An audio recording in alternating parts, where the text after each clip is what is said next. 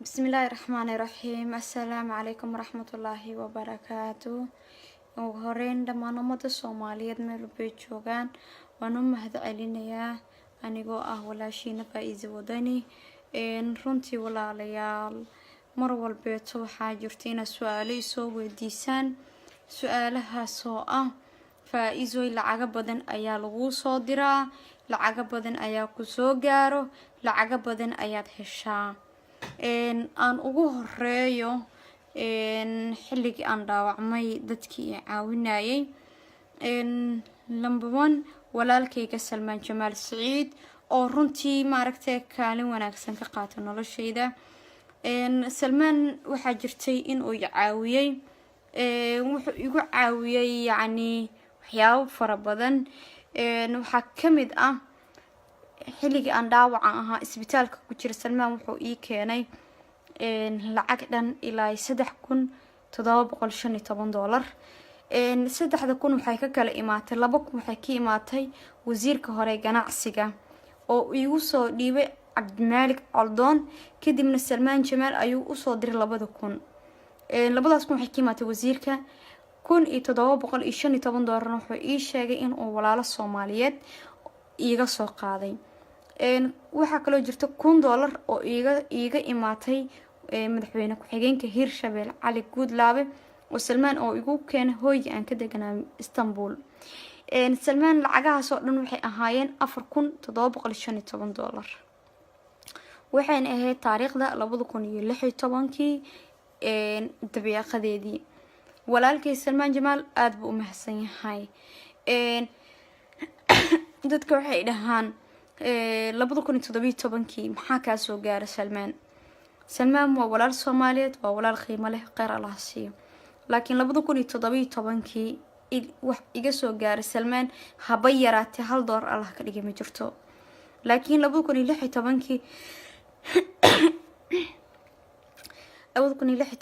ayuu wuxuu ii keenay 2,000 oo wasiirka ganacsiga iiga imaatay $1 oo madaxweynaha Hirshabelle iiga imaatay $1715 oo iiga imaatay walaalo Soomaaliyeed sidoo ii sheegay wuu ku mahadsan yahay walaalkay Salmaan Jamaal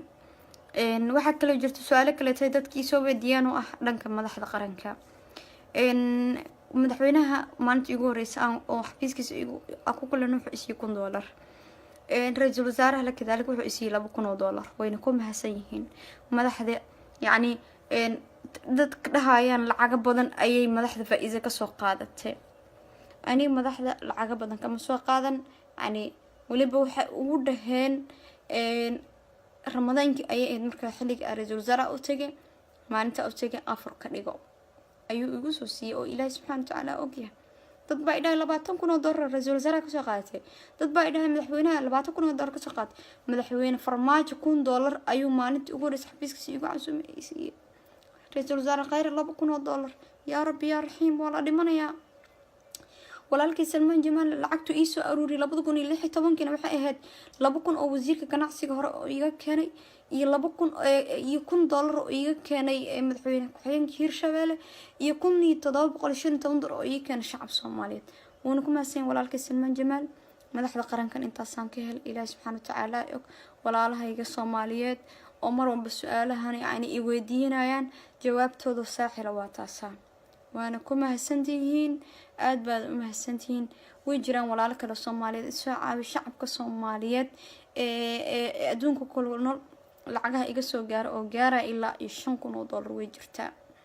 hadda intaan xanuunsana oo maaragtay Nairobi iyo Muqdisho iyo Istanbul hadda aan dhaxeeyay xilliga waa 2017 $5,000 iga soo gaartay way mahadsan yihiin walaalahay Soomaaliyeed aad baan ugu mahadcelinayaa laakiin waxa jirto in maaragtay la yiraahdo qolo Ingiriiska iga soo waxay tir lacag ku aroornin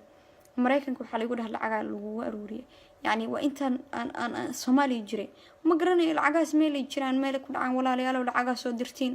anina ima soo gaarto marka walaalkayga Salmaan aad baan ugu mahadcelinayaa oo runtii asaga 2016 lacagtaas isoo gaarsiiyay oo ahayd 2,000 wasiir ganacsiga imaatay kun madaxweyne ku-xigeenka Hirshabelle iiga imaaday iyo $1,700 iiga imaatay walaalo Soomaaliyeed sidoo ii sheegay walaalkay Salmaan waana ku mahadsantiin ilaahay waxaan ka rajeynayaa intii isoo garab qaadatay inuu ilaahay khayr ka siiyo walaalaha kale tan Soomaaliyeedna waxa iga soo gaartay lacag $5,000 ah aad baan ugu mahad celinayaa madaxda qarankana lacag $3,000 madaxweynaha $1,000 iyo ra'iisul wasaaraha $2,000 ah waxa kale jirta lacag kale aydan oo $5,000 heed oo isiyay wasiirka qorsheynta qaranka Jamaal oo maanta Elborg Soomaaliya ka soo baxay Kenya soo socda oo eed waliba lacagta saan dareemay fa isa Allahna mootiyo waana maanta imid Allah ina mootiyo alxamdulillah shukr bil caalamiin maanta anigu waxaan haystaa lacag